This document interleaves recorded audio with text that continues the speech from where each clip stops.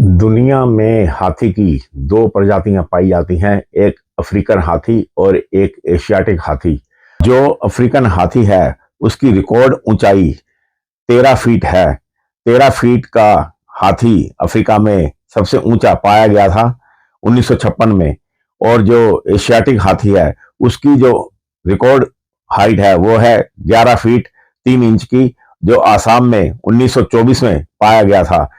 और जो अफ्रीकी हाथी है उसके जो कान होते हैं वो बड़े साइज के होते हैं, और उनकी जो शेप होती है वो अफ्रीका के जो कॉन्टिनेंटल है उसकी शेप में होती है, अफ्रीका महाद्वीप की शेप में होती है। और जो एशियाटिक हाथी है उसके जो कान होते हैं वो छोटे होते हैं। और जो अफ्रीकी हाथी होता है उसका सबसे जो ऊंचा पॉइंट होता है वो कंधे पर होता है। और जो एशियाटिक हाथी है उसका जो सबसे ऊंचा स्थान होता है वो पीठ के बीच का हिस्सा होता है। अफ्रीकी हाथी डील डोल में एशियाटिक हाथी से बड़ा होता है, और एशियाटिक हाथी अफ्रीकी हाथी से थोड़े छोटे साइज का होता है। जो अफ्रीकी हाथी है उसकी जो सूंड होती है वो छोटी होती है, और जो एशियाटिक हाथी है उसकी सूंड अफ्रीकी हाथी से बड़े साइज की होती है। और अफ्रीकी हाथी की जो सूंड होती है वो एशियाटिक हाथी के मुकाबले थोड़े छोटे साइज की होती है। और जो अफ्रीकी हाथी होता है उसमें मेल और फीमेल दोनों के अंदर टस्क पाए जाते हैं। जो लंबे दो दांत होते हैं सूंड के साइड में वो मिलते हैं मेल और फीमेल दोनों में।